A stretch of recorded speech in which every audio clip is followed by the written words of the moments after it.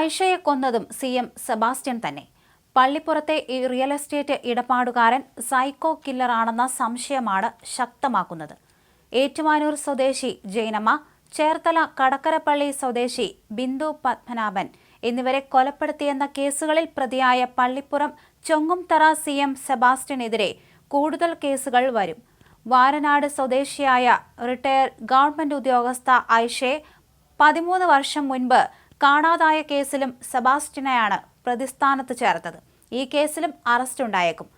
ഐഷയുടെ തിരോധാനം അന്വേഷിക്കുന്ന ചേർത്തല പോലീസ് കേസിൽ സെബാസ്റ്റ്യനെ പ്രതി ചേർക്കാൻ ആവശ്യമായ തെളിവുകൾ ഉൾപ്പെടുത്തി ചേർത്തല മജിസ്ട്രേറ്റ് കോടതിയിൽ റിപ്പോർട്ട് നൽകും.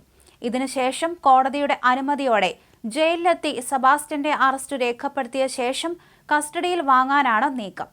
പഞ്ചായത്ത് വകുപ്പിൽ ജീവനക്കാരിയായിരുന്ന ഐഷയെ 2012 മെയ്യിലാണ് കാണാതായത്.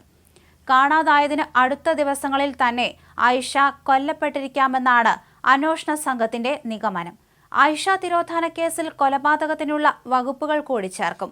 ഈ കൊലക്കേസിലും സെബാസ്റ്റ്യൻ കുറ്റസമ്മതം നടത്തിയെന്ന് സൂചനയുണ്ട്. കൊല്ലപ്പെട്ട കടക്കരപ്പള്ളി സ്വദേശി ബിന്ദു പത്മനാഭന്റെ പേരിൽ നടത്തിയ ഭൂമി ഇടപാടുകൾ ക്രൈംബ്രാഞ്ച് പരിശോധിക്കുന്നുണ്ട്. ബിന്ദു ജീവിച്ചിരുന്നപ്പോൾ നടത്തിയ വസ്തുവിൽപ്പനകൾക്കൊപ്പം മരണശേഷം ബിന്ദുവിന്റെ പേരിൽ പ്രതി CM സെബാസ്റ്റ്യൻ നടത്തിയ ഭൂമി ഇടപാടുകളും പരിശോധിക്കും. ബിന്ദുവിന്റെ അമ്പലപ്പുഴയിലെ ഭൂമി വിൽപ്പനയുടെ അഡ്വാൻസ് തുകയായ 1.5 ലക്ഷം രൂപ തട്ടിയെടുക്കാനാണ് ബിന്ദുവിനെ കൊലപ്പെടുത്തിയതെന്ന് സെബാസ്റ്റ്യൻ വെളിപ്പെടുത്തിയിരുന്നു. സെബാസ്റ്റ്യനെ ചേർത്തലക്കാർ അമ്മാവൻ എന്നാണ് വിളിക്കുന്നത്.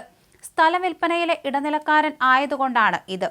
ബിന്ദുവിന്റെ അമ്മയുടെ പേരിൽ കടക്കരപ്പള്ളിയിലുണ്ടായിരുന്ന സ്ഥലം 2003 വ്യാജരേഖകൾ ചമച്ചാണ് കൈമാറ്റം ചെയ്തതെന്ന് കണ്ടെത്തിയിരുന്നു. ഈ ഇടപാട് പിന്നീട് കോടതി റദ്ദാക്കി. ബിന്ദുവിന്റെ മരണശേഷമാണ് ഇവരുടെ എറണാകുളം ഇടപ്പള്ളിയിലെ ഭൂമി വിൽപ്പന നടത്താനുള്ള അവകാശം സെബാസ്റ്റ്യന് നൽകിക്കൊണ്ടുള്ള മുക്ത്യാർ രജിസ്റ്റർ ചെയ്യുന്നത്.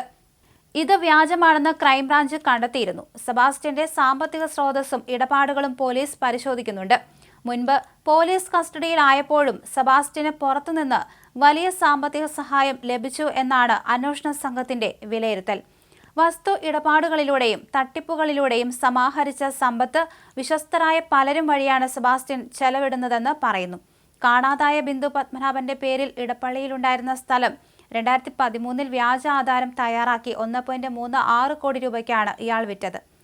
ചേർത്തലയിൽ ബിന്ദുവിന്റെ പേരിലുണ്ടായിരുന്ന കോടികൾ വില വരുന്ന സ്വത്തുക്കൾ 2003 വിറ്റതിലും ഇയാൾ ഇടനിലക്കാരനായിരുന്നു എന്നാണ് പോലീസ് വിലയിരുത്തൽ. ഈ തുകകൾ വിശ്വസ്തരുടെ കൈകളിലെത്തിച്ചാണ് സെബാസ്റ്റ്യൻ ചെലവാക്കിയതെന്ന് പറയുന്നു. വലിയ തോതിലുള്ള ബിനാമി ഇടപാട് നടന്നിട്ടുണ്ടെന്നാണ് പ്രാഥമികമായ വിലയിരുത്തൽ. സെബാസ്റ്റ്യന് ബന്ധമുള്ള ചില ഉന്നതരടക്കം പോലീസ് നിരീക്ഷണത്തിലാണ്. റിട്ടയർഡ് പഞ്ചായത്ത് ജീവനക്കാരി ഹയറുമ്മയെ 2013 മെയ്യിൽ കാണാതായതിനു പിന്നിലും സാമ്പത്തിക തട്ടിപ്പ് നടന്നിട്ടുണ്ട്.